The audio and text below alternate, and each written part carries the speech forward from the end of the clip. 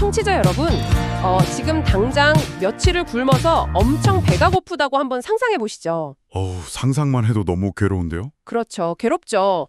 그런데 길을 걷다가 저 멀리 잎이 아주 무성하고 막 싱싱한 과일나무를 발견한 거예요. 그래서 막 기대를 품고 달려가서 가지 사이를 막 뒤졌는데 열매가 단 하나도 없는 겁니다. 그거 진짜 화나죠? 완전 배신감 들고요. 네. 그래서 너무 화가 난 나머지 여러분이 그 나무를 향해서 다시는 열매를 맺지 못할 거다 이렇게 저주를 퍼붓고 나무는 그 자리에서 며칠 만에 뿌리채 말라 죽어버립니다. 자, 여기까지 들으면 약간 좀 극단적이라는 생각이 드시죠? 사실 좀 심하긴 하죠. 아무리 배가 고파도 그렇지 식물한테 저주까지 퍼붓는 건 솔직히 좀 과하잖아요? 맞아요. 그런데 심지어 그 당시가 그 과일이 열릴 제철도 아니었다는 사실을 알게 된다면 어떨까요? 제철도 아니었어요? 그럼 진짜 대부분의 사람들은 그 행동을 굉장히 불합리하다고 느낄 겁니다. 아니, 제철도 아닌 나무한테 열매가 없다고 화풀이를 건 너무 부당한 처사니까요. 네, 바로 그겁니다. 그런데 오늘 청취자 여러분이 저희에게 보내주신 이 흥미로운 심층 탐구 자료를 보면요. 방금 제가 말씀드린 2000년 전 중동의 기이한 사건이 20세기 초 대서양 한복판에서 벌어진 인류 역사상 가장 유명한 해난 사고, 바로 그 타이타닉호 침몰과 완벽하게 동일한 심리적, 구조적 청사진을 공유하고 있다는 걸 알 수 있습니다. 와, 타이타닉이요? 이 두 사건은 시간이나 공간 그리고 성격까지 완전히 다르잖아요. 하나는 낡은 종교적 텍스트에 등장하는 일하고 다른 하나는 근대 산업사회의 비극이죠. 네, 완전 극과 극이죠. 그리고 청취자 여러분, 오늘 저희가 다룰 이 자료가 워낙 방대하고 깊은 내용이지만 여러분의 소중한 시간을 위해서 저희가 10분 내외로 아주 빠르고 깊이 있게 핵심만 쏙쏙 뽑아서 짚어보겠습니다. 좋습니다. 오늘 우리가 파헤쳐볼 이 자료의 저자는 겉보기엔 전혀 연관이 없어 보이는 이 두 가지 상징을 겉모습의 화려함과 내면의 본질이라는 하나의 예리한 렌즈로 관통해냅니다. 종교적 맥락을 완전히 떠나서라도 인간의 위선과 오만에 대한 아주 날카로운 심리적 해부도라고 볼 수 있는 거죠. 자, 그럼 이 텍스트부터 한 겹씩 벗겨보죠. 2000년 전 예루살렘의 그 과일나무, 그러니까 무화과나무 이야기부터 파고 들어보겠습니다. 앞서 제가 나무에게 너무 불공평한 거 아니냐고 의문을 제기했는데요. 네, 했었죠. 마가복음 11장에 기록된 이 사건을 보면 그 텍스트 자체에 무화과의 때가 아님이라 라고 아주 친절하게 적혀 있어요. 제철이 아니라는 걸 뻔히 알면서도 열매 없는 나무를 저주했다는 건데 대체 왜 그랬을까요? 자료를 보면 여기에 우리가 놓치고 있던 아주 치명적인 생물학적 디테일이 숨어 있더라고요. 맞습니다. 그 지점이 바로 이 텍스트가 가진 첫 번째 아하 모멘트입니다. 고대 지중해 연안의 농업이나 그 기후에 대한 이해가 없으면 완전히 오해할 수밖에 없는 대목이거든요. 배경 지식이 필수군요. 네, 이스라엘 지역의 무화과 나무는 보통 6월에서 8월 사이에 우리가 흔히 먹는 그 달콤하고 큰 정식 열매를 맺습니다. 이걸 히브리어로 테에나라고 부르거든요. 테에나요? 그럼 6월에서 8월이 제철이라면 이 저주 사건이 일어난 시기는 도대체 언제였나요? 그게 6월절이 다가오는 시기였으니까 보통 3월에서 4월경입니다. 당연히 테에나가 열릴 시기가 아니죠. 아예 열릴 수가 없는 시기였네요. 그렇죠. 그런데 여기서 중요한 식물학적 사실이 하나 딱 등장합니다. 무화과 나무는 봄이 돼서 잎이 돋아날 때 팍이라고 불리는 작은 첫 열매들이 잎사귀와 함께 맺힌다는 거예요. 팍이요? 약간 에피타이저 같은 열매인가 보네요. 네, 맞아요. 이 파기는 상품성은 좀 떨어지지만 당시 가난한 사람들이나 길을 지나가는 나그네들에게는 아주 요긴한 식량이 되었습니다. 잠깐만요. 그렇다면 그 나무의 무성한 잎사귀는 일종의 생물학적인 간판 역할을 했던 거네요. 잎이 났다는 건 비록 정식 열매인 테에나는 아직 없을지언정 최소한 그 조그만 팍이라도 열려있다는 자연의 신호인 거잖아요. 정확합니다. 식당으로 치면 우리 영업 중입니다 하고 아주 화려하게 네온 사인을 켜놓은 것과 똑같습니다. 네온 사인이요? 확 와닿네요. 그런데 막상 배가 고픈 나그네가 그 화려한 간판을 보고 들어갔더니 주방은 텅 비어있고 아무것도 없었던 거죠. 이 텍스트는 이 상황을 나무의 생리를 빌려서 설명하지만 본질적으로는 철저한 속임수이자 허위 광고였다고 분석하는 겁니다. 아, 단순히 배가 고파서 무고한 나무한테 화풀이를 한 게 아니라 겉과 속이 완전히 다른 그 기만적인 상태 자체를 꾸짖은 거군요. 맞습니다. 그런데 이 다료의 저자는 여기서 한 걸음 더 나아가잖아요. 이 나무가 단순한 식물이 아니라 당시 예루살렘의 거대한 종교 시스템과 사회 지도층을 아주 정확히 묘사하는 거울이라고 연결짓고 있어요. 네, 그 역사적 배경을 살펴보면 진짜 소름이 돋을 정도로 상황이 딱 맞아떨어집니다. 그 사건이 일어나기 직전 예루살렘 성전은 그 어느 때보다 화려했거든요. 잎사귀가 아주 무성했던 시기네요. 그렇죠. 매일 엄청난 수의 동물들이 제물로 바쳐졌고 절기를 지키려고 전 세계에서 모여든 순례자들 때문에 경제적 부가 막 넘쳐났습니다. 종교적 의식이라는 잎사귀는 역사상 가장 무성하고 화려했던 시기였죠. 하지만 정작 그 성전 안을 들여다보면 가난한 과부의 돈을 착취하고 제물로 장사를 하는 부패가 막 만연해 있었죠. 겉으로는 완벽한 율법주의와 화려한 제사로 치장을 했지만 그 종교가 진짜 맺어야 할 본질적인 열매, 그러니까 이웃을 향한 긍휼이나 사회적 정의 같은 건 단 하나도 찾아볼 수 없었다는 거잖아요. 네, 완벽하게 텅 비어 있었던 겁니다. 그렇기 때문에 그 무화과 나무에 대한 저주는 단순한 기적이 아니라 속이 텅 빈 거대한 위선적 시스템 전체를 향한 강력한 퍼포먼스이자 심판의 은유였던 거예요. 아, 잎만 무성하고 열매가 없는 나무는 그 존재 가치를 상실했다는 준엄한 선언인 셈이군요. 네, 맞습니다. 겉모습의 화려함이 오히려 그 내면의 틈 빔을 증명하는 역설이네요. 여기까지 들으신 청취자 여러분 중에는 2000년 전에 종교적이고 도덕적인 이야기네 하고 생각하시는 분도 분명 계실 겁니다. 네, 좀 멀게 느껴질 수 있죠. 하지만 이 자료의 저자가 진짜 천재적인 이유는요. 이 고대의 심리적 결함을 우리에게 너무나 익숙한 20세기의 거대한 금속 구조물로 완벽하게 치환해낸다는 점입니다. 바로 그 유명한 타이타닉호 말이죠. 여기서부터 진짜 흥미로워집니다. 맞아요. 고대 예루살렘의 위선이 근대 산업사회에서는 어떤 형태의 오만으로 나타났는지를 보여주는 진짜 기가 막힌 전환이죠. 이 텍스트는 그 무화과 나무의 현대판 버전으로 타이타닉을 딱 소환합니다. 자료에 묘사된 당시 타이타닉호의 스펙이나 사회적 분위기를 보면 와, 잎사귀가 무성하다 못해 진짜 하늘을 찌를 정도였습니다. 어마어마했죠. 길이가 무려 269m인데 이게 현대의 거대한 대형 교차로 몇 개를 합친 것보다 깁니다. 높이는 20층 건물과 맞먹고요. 그 배 안에 온수 수영장, 스쿼시 코트, 최고급 터키식 목욕탕, 그리고 파리의 최고급 식당을 그대로 옮겨놓은 듯한 호화 레스토랑이 있었습니다. 말 그대로 바다 위에 떠있는 궁전이었죠. 근데 이게 단순히 크고 화려한 배여서 문제가 된 게 아니었습니다. 당시 20세기 초반은 산업혁명 이후에 인류가 과학기술에 대해서 무한한 자신감을 가졌던 에드워드 시대였거든요. 아, 자신감이 하늘을 찌르던 시기였군요. 네, 배의 이름 자체부터가 그 시대 정신을 아주 적나라하게 보여줍니다. 타이타닉이라는 이름이 그리스 신화에서 올림푸스의 신들에게 전쟁을 선포하고 대항했던 그 거인족 타이탄에서 따온 이름이거든요. 아, 이름에서부터 이미 우리는 신의 통제를 벗어났다. 이런 거만한 선언이 담겨 있었네요. 인간의 기술력에 대한 맹신이 배의 이름에까지 싹 스며들어 있었던 거군요. 그렇죠. 거기다가 이중선저 구조에 16개의 방수격벽까지 갖추고 있었으니까 당시 언론이나 사람들은 신조차도 이 배를 침몰시킬 수 없다. 이렇게 막 떠들고 다녔습니다. 와, 진짜 오만의 극치네요. 텍스트의 저자는 딱 이 지점에서 타이타닉을 현대판 바벨탑의 재현이자 앞서 살펴본 예루살렘 성전의 그 화려했던 무성한 잎사귀와 정확히 동일한 상태로 진단합니다. 그런데 그 화려한 잎사귀들 사이에서 가장 중요한 생명 구원의 열매는 진짜 처참하게 결여되어 있었죠. 맞습니다. 국명적 문제 말이죠. 네, 수영장이나 호화식당을 짓는 데는 공간이나 돈을 전혀 아끼지 않았으면서 정작 위기 상황에서 승객들의 목숨을 살릴 구명정은 미관을 해친다는 이유로 또 비용을 절감한다는 이유로 승객의 절반밖에 탈 수 없는 수량만 딱 실었다는 거 아닙니까? 그게 바로 위선의 뼈아픈 본질입니다.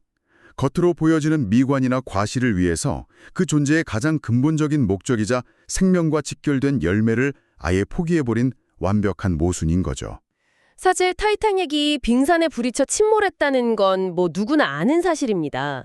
하지만 이 심층 탐구 자료는 단순히 빙산이 배를 부셨다, 이런 거시적인 원인에서 멈추지 않아요. 네, 훨씬 더 깊이 들어가죠. 아주 소름 돋는 미시적인 원인, 그러니까 도대체 어떻게 그 거대한 불침선이 그렇게 허무하게 찢어질 수 있었는가에 대한 공학적인 이유를 파고듭니다. 이 부분이 정말 흥미롭습니다.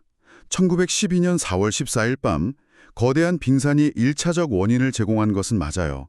하지만 공학자들의 분석에 따르면 타이타닉호의 뱃머리가 빙산과 스치듯이 딱 부딪혔을 때 그 거대한 강철 선체를 지탱하고 있던 300만 개의 작은 리벳, 그러니까 못들이 문제였다는 겁니다. 잠깐만요. 300만 개의 못이요? 그 작은 부품들이 그 거대한 배를 침몰시켰다는 건가요? 네, 선체 중앙부에는 아주 튼튼한 강철 리벳이 사용됐어요. 하지만 뱃머리 쪽 곡선 부분은 당시 유압식 기계가 들어갈 수 없어서 사람들이 직접 막 망치질을 해서 박아야 하는 연철 리벳이 사용되었습니다. 아, 수작업으로 박은 거군요. 네, 그런데 문제는 이 연철 리벳 안에 슬래그라는 불순물이 기준치 이상으로 너무 많이 섞여 있었다는 겁니다. 헉, 불순물이 섞여 있으면 당연히 강도에 문제가 생기겠네요? 평소에는 큰 문제가 없었을 겁니다. 하지만 영하 2도의 아주 차가운 북대서양 바닷물 속에 딱 들어가자 불순물이 섞인 이 저금 리벳들이 유리처럼 바삭바삭하게 약해지는 취성 현상을 일으킨 겁니다. 바삭바삭해졌다고요? 철이요? 네, 얼어붙은 거죠. 그 상태에서 빙산의 압력이 가해지니까 배에 철갑이 찢어진 게 아니라 철갑과 철갑을 이어주던 그 미세한 못들의 대가리가 퐁퐁 터져나갔던 겁니다. 와, 마치 살이 쪄서 꽉 끼는 처치의 단추들이 툭툭 뜯어져 나가듯이요. 그 미세한 틈새로 바닷물이 막 쏟아져 들어오면서 배가 침몰한 겁니다. 와, 머릿속에 그 장면이 그려지니까 진짜 끔찍하네요. 겉으로는 뭐 누구도 뚫을 수 없을 것 같은 거대한 강철 철갑을 딱 두르고 있었지만 정작 그 철갑들을 연결하는 눈에 보이지 않는 은밀한 곳에 작은 못들은 불순물로 썩어 있었다는 거잖아요. 바로 그겁니다. 빙산이라는 위기가 닥치니까 화려한 잎사귀들은 전혀 힘을 쓰지 못하고 가장 나약한 그 불량 리벳들부터 터져버렸다니.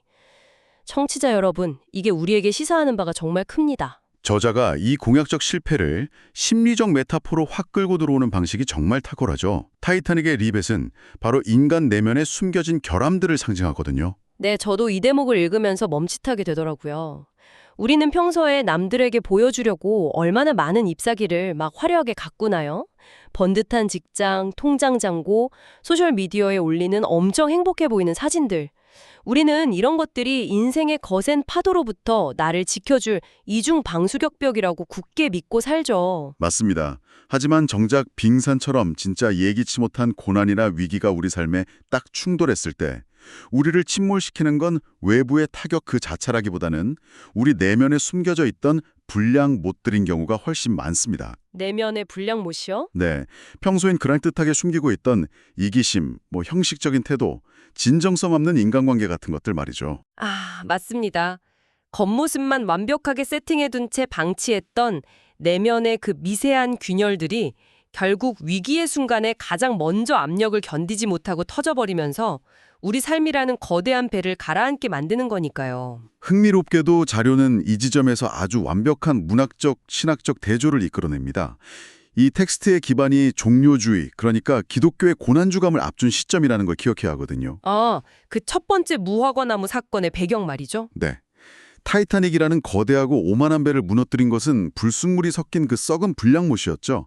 반면 예루살렘의 위선을 꾸짖었던 예수라는 인물이 마지막에 스스로 손과 발에 박히기를 선택한 십자가의 못은 완전히 정반대의 의미를 갖는다고 텍스트는 해설합니다. 아, 쇠로 만든 못이라는 그 매개체는 똑같은데 그 결과가 완전히 대비되는 거군요. 그렇습니다. 세상의 눈으로 볼 때 십자가에 박힌 못은 철저한 실패이자 나약함의 상징입니다. 화려한 잎사귀와는 진짜 거리가 멀죠. 네, 초라해 보이죠. 하지만 저자는 인간의 오만과 탐욕으로 만들어진 타이타닉의 불량못이 거대한 배를 부수고 수많은 생명을 수장시킨 반면에 스스로 희생하기 위해 박힌 십자가의 못은 역설적으로 인류를 구원하는 가장 단단한 사랑의 고정장치이자 궁극적인 열매가 되었다고 분석합니다. 와, 고정장치요? 네, 특정 종교의 교류를 떠나서 희생과 본질에 대한 이 문학적인 대비는 전율을 일으킬 정도로 아주 정교합니다. 파괴를 부른 불량못과 생명을 살린 희생의 못. 정말 강렬한 대뷰네요.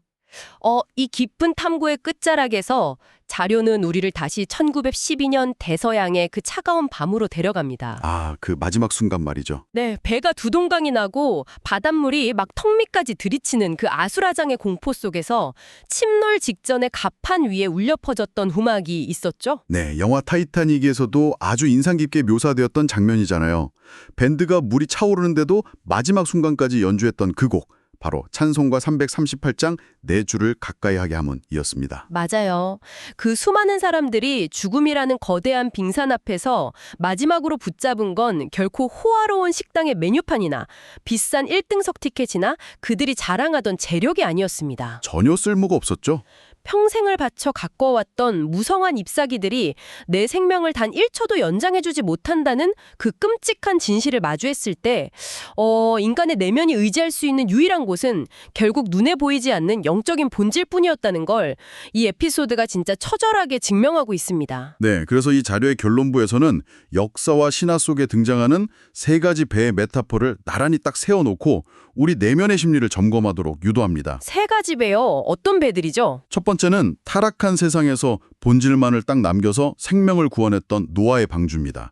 이 배는 뭐 엔진도 없고 화려한 장식도 없었지만 철저히 구원이라는 그 목적 하나에 충실했죠. 아, 잎사귀는 없고 열매만 있는 배네요? 맞습니다. 두 번째는 자신의 사명과 본질을 회피하고 도망가기 위해서 탔던 요나의 배입니다.